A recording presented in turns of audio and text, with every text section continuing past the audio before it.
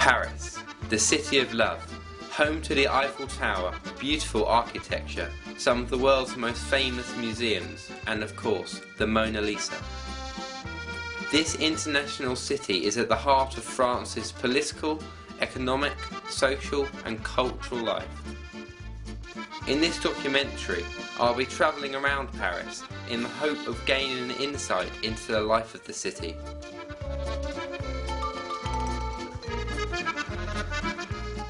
This is my journey.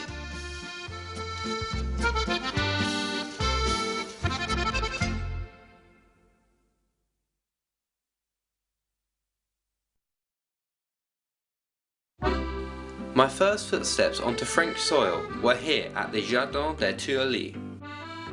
This beautiful park is located between the Louvre Museum and the Place de la Concorde and runs alongside the River Seine.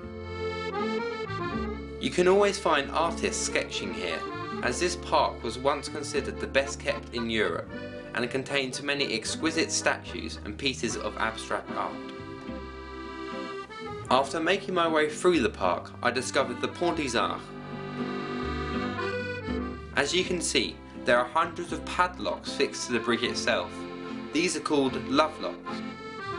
This is a custom by which couples fix these locks onto the bridge to symbolise their everlasting love before throwing the key into the River Seine below.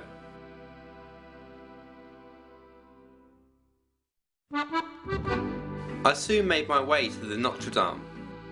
This beautiful cathedral sees around 10 million people through its doors each year, and yet still retains an inspiring sense of calm.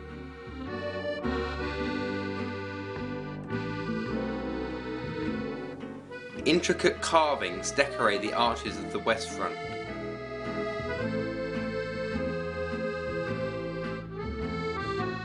The cathedral's gardens are full of sparrows, looking for the occasional bit of food dropped by tourists.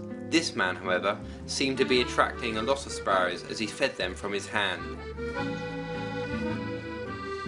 In the 12th century, Bishop Maurice de Sully decided that Paris needed its own cathedral.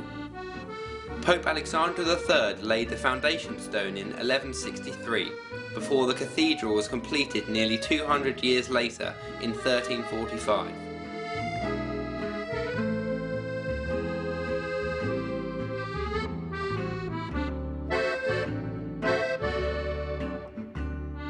A spiritual atmosphere filled the inside of the Notre Dame as the service took place.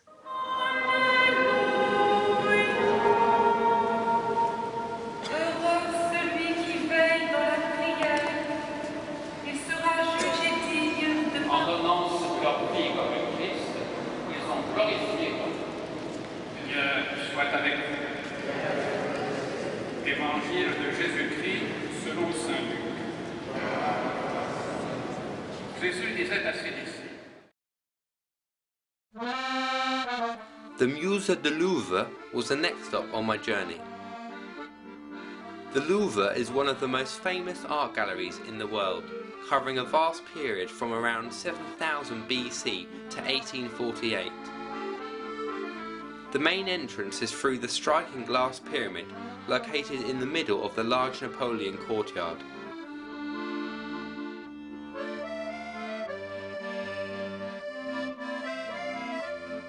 Inside the museum, there are around 35,000 works on display, including what is considered to be the most famous piece of artwork, the Mona Lisa. This painting by Leonardo da Vinci is surrounded by bulletproof glass and a constant crowd of admirers. The Mona Lisa is located in the same room as the Wedding at Cana, painted by Pablo Veronese. This painting is the largest in the Louvre, with a horizontal length of just under 10 meters. Other works, such as Roman art and the Egyptian collection, can also be found in the Louvre.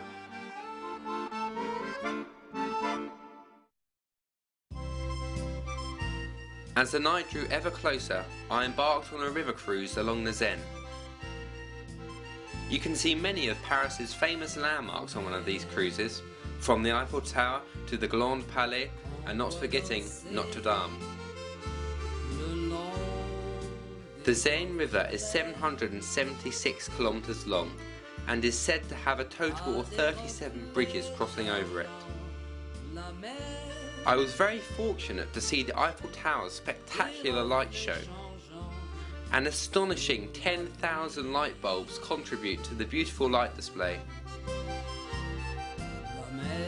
I was truly honoured to see this magnificent display.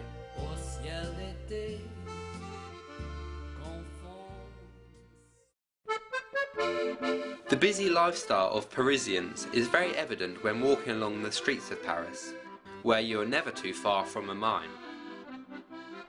These busy streets contrast to the next stop on my journey, the Sacré-Cœur Basilica.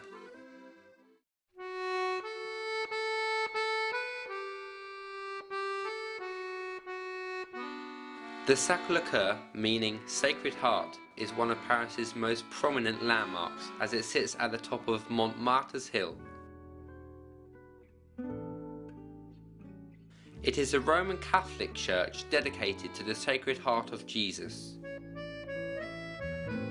Its beautiful Eastern-inspired dome is the second highest point in Paris, and the views from the top stretch up to 50 kilometers. You are sure to find performers on the steps leading up to the church, like this talented harpist who played beautifully.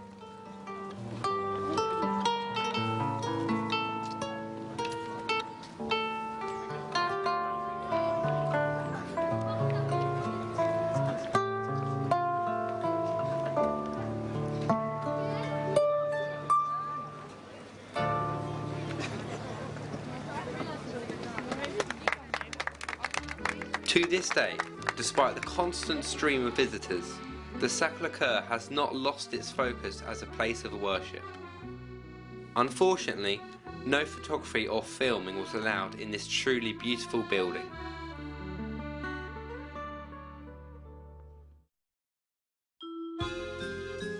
This building is the Centre Pompidou. It houses one of the largest collections of modern art in the world. The cylindrical external escalator can take you from the first floor to the 6th floor, where you can begin to view the exhibitions, working your way down. The square fronting of the centre is always alive with jugglers, artists and musicians. This didgeridoo player attracted quite a crowd.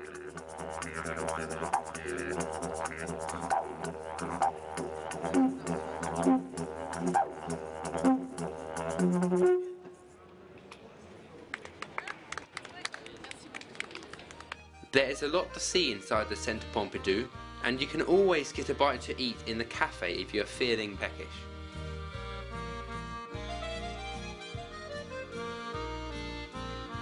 The works inside clearly demonstrate the contemporary style of art.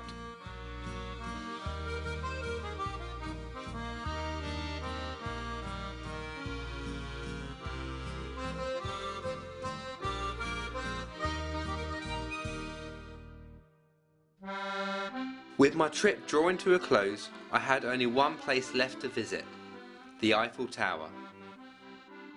Standing at an impressive 324 meters tall, the Eiffel Tower finds its way into many of the city's best views. Alexandre Gustave Eiffel was a French structural engineer, as well as an architect, an entrepreneur, and a specialist of metallic structures.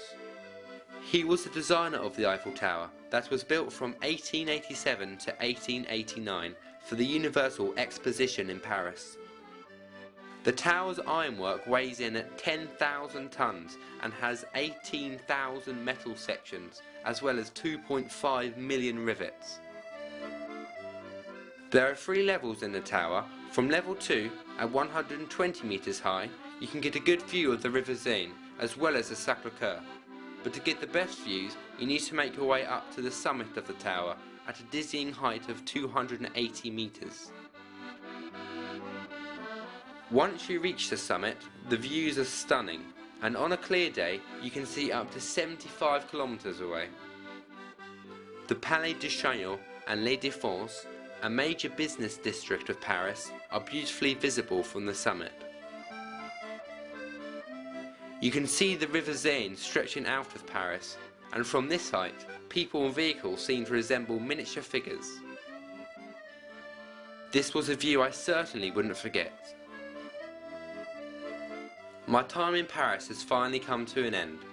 My insight into this city has left me with a new understanding of what made this place so great and the beauty that continues to draw people from far and wide.